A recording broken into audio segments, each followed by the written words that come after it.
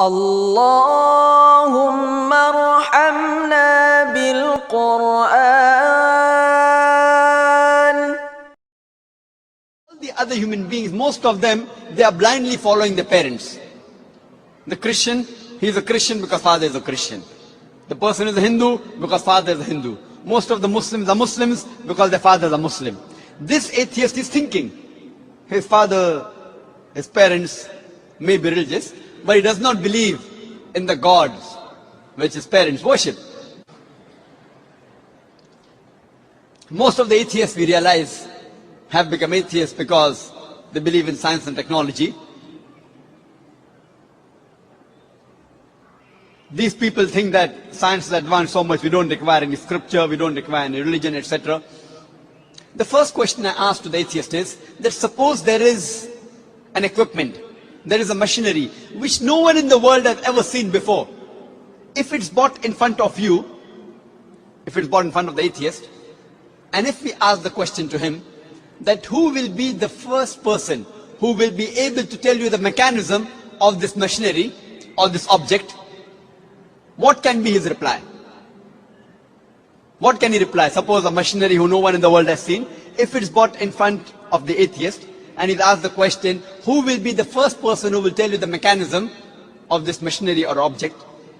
The reply the atheist will give you is the first person who will tell you the mechanism is the manufacturer. Some may say the creator, some may say the inventor, some may say the producer. Whatever they say, it will be somewhat similar. Either they say the creator, the manufacturer, the producer, the inventor. It will be somewhat similar. Just keep it at the back of your mind. Then ask him the next question. That how did our universe come into existence? So the atheist will tell us that initially there was a primary nebula. Then there was a big bang. There was a secondary separation which gave rise to galaxies, the sun, the moon, and the earth on which we live. This we call as a big bang. When did you come to know about this creation of the universe? So he will tell you about 30-40 years back, the scientists that discovered this. You ask him the question, but what you're talking about the Big Bang is already mentioned in the Quran, in Surah Anbiya, chapter number 21, verse number 30, which says, Avalam yaral lazina kafaru. Do not the unbelievers see, Anna samawati wal arda, kanat ratkan fataqnahuma, that the heavens and the earth were joined together and we clove them asunder. What you're talking about the Big Bang is already mentioned in the Quran 1400 years ago. Who could have mentioned that? So the atheist will say, maybe it's a fluke. No problem. Don't argue with him. You continue. The light of the moon, is it its own light or reflected light?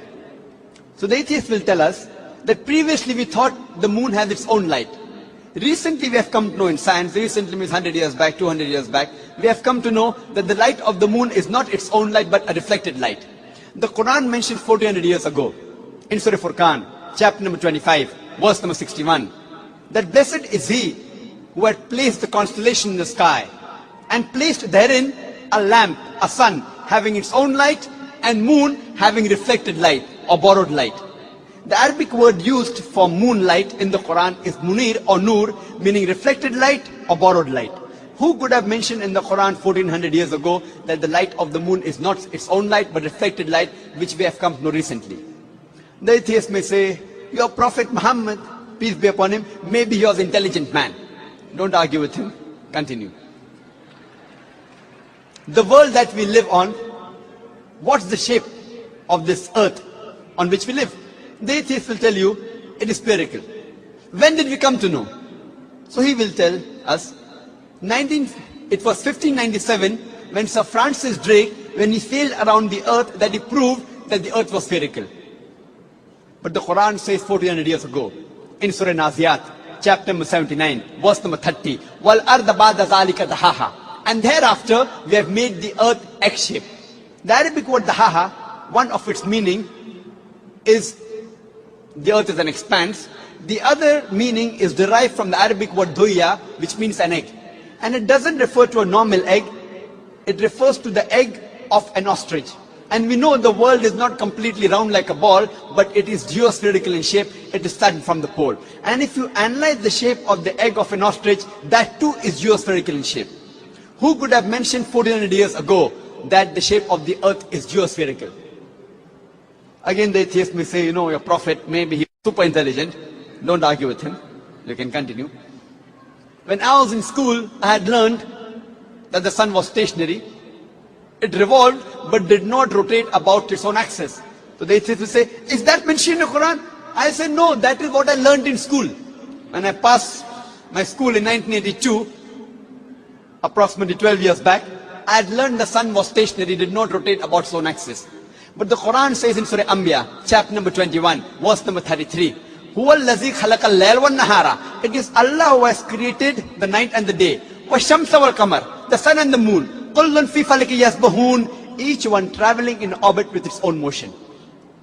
So the Quran says that besides the sun revolving, it even rotates about its own axis. Who could have mentioned this in the Quran 1400 years ago? And the atheist will be silent. There will be a long pause. Don't wait for the reply. You can keep on continuing. Today, science tells us that the universe is expanding, which is mentioned in the Quran 1400 years ago in Surah Dhariyat, chapter number 51, verse number 47. The Quran speaks about the water cycle which we learnt in school. It was Sir Bernard Palissy in 1580 who first described the water cycle, how does the water evaporate from the ocean, forms into clouds, moves into the interior, falls down as rain. This water cycle is spoken about in great detail in the Quran in several verses. In Surah Az-Zumur, chapter 39, verse 21. In Surah Rum, chapter number 30, verse 24. In Surah Hijr, chapter 15, verse 22. In Surah Mu'minun, chapter number 23, verse number 18. In Surah Nur, chapter number 24, verse number 43. In Surah Rum, chapter number 30, verse 48. In Surah Araf, chapter number 7, verse number 17.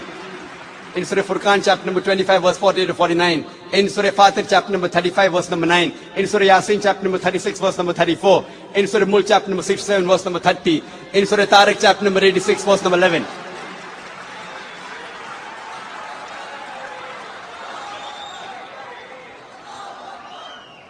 There are hundreds of verses in the Quran which only speak about the water cycle which science has discovered recently. We can keep on talking that today we have come to know that the plants have got sexes which we did not know earlier. Quran says in Surah Taha, chapter number 20, verse number 53, that the plants have got sexes, male and female. Today we have come to know that there are two types of water, sweet and salty. And there is a barrier between them, which is mentioned in the Quran in Surah Furqan, chapter 25, verse 53, and Surah Rahman, chapter 55, verse 17 and 18. Marajal Bahraini al-Taqiyan, Bainahuma barzakhun la yabghiyan. It is Allah who has let free two bodies of flowing water. Though they meet, they do not mix. There is a barrier between them. Today science tells us that it is the mountains which prevent the earth from shaking, which is mentioned in the Quran 1400 years ago in Surah Naba, chapter number 78. Verse number 6 and 7.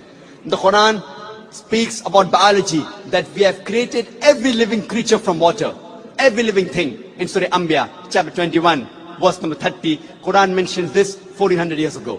The Quran speaks about zoology, about the lifestyle of the spider in Surah Ankabut, chapter 29, verse 41. About the ant in Surah Namal, chapter 27, verse 17 to 18. About the bee in Surah Nahl, chapter number 16, verse 66, 68, 69. The Quran speaks about embryology in Surah Alaq, chapter 96, verse number 1 and 2. We have created the human being from alaqa, a leech-like substance, which we have come to recently. The Quran speaks about embryological stages in Surah Mu'minun, chapter 23, verse number 12 to 14. You can go on talking about the scientific points. There are more than 1,000 verses in the Quran which speak about science. After every scientific fact, you ask the question, who could have mentioned that in the Quran? The only reply the atheist can give you is the creator, the cherisher, the manufacturer, the inventor, the producer. This creator, this manufacturer, this producer, this inventor, we Muslims call him as Allah.